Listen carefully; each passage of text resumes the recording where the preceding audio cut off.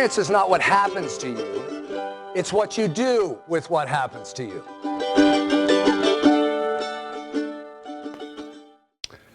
So to just keep, to pick up on this idea of changing the culture.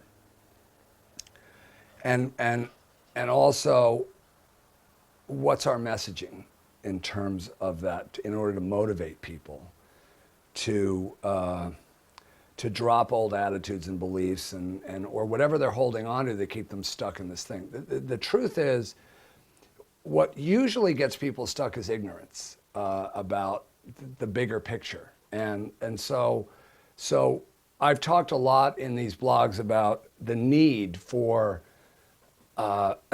visibility, for advocacy, for people to stand up in recovery and be proponents for change. And that hasn't happened. I mean, it hasn't. We don't have a mechanism yet for it. It's beginning to happen. We see the beginnings of it in places. But usually what happens is somebody comes into recovery. They want to fix this illness, and then they want to get back to their lives. Or they come into recovery knowing that this is the center of their life, and they're going to spend the rest of their life basically, working mostly in 12-step programs, carrying the message, and then getting a life. So let's address the first one, the first issue.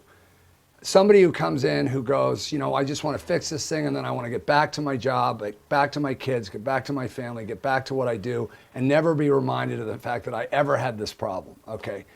Not a whole lot you can do with those folks, except maybe build a community and a place in recovery that people would be possibly willing to identify with them, because it's attractive, it's energetic, it's productive, it's important in the world. And there's no stigma attached to being somebody who's a recovered alcoholic or a recovered drug addict or a recovered who had an eating disorder and now doesn't, or a sex or a gambling issue. So we need to think about that in terms of building something publicly that is attractive, that reduces stigma, that is something that would make somebody who wants to forget they ever had this maybe think, well, maybe I shouldn't. Maybe this is an asset. I mean, people who recover from cancer don't hide that necessarily. It's not a shameful thing. It was, but it's not anymore. So why not us? Okay, and then the other people who go and they work in 12-step programs and they carry the message, and their primary purpose is to stay sober or stay in recovery and help others to get there. They can do that in 12-step programs, which is fantastic. It's magical. It's the most important thing you can do one-on-one. And they can do it at a bigger level, because the truth is, less than 5% of the people who are sober, who are in recovery, who will do it through 12-step programs. Important piece of it, but it's one small piece. Okay, and there's millions of people out there who need ministering, who need the message, who need help, who need all of this, and we can do it on a societal level. So, and there's a huge need for that. And once people understand that in those rooms, I think they're going to be willing, and that they can stand up and say, I'm in recovery, I want to do this. They can do it. So that's the messaging that we need to start talking about. And then from there, we get to what kind of a culture are we going to build?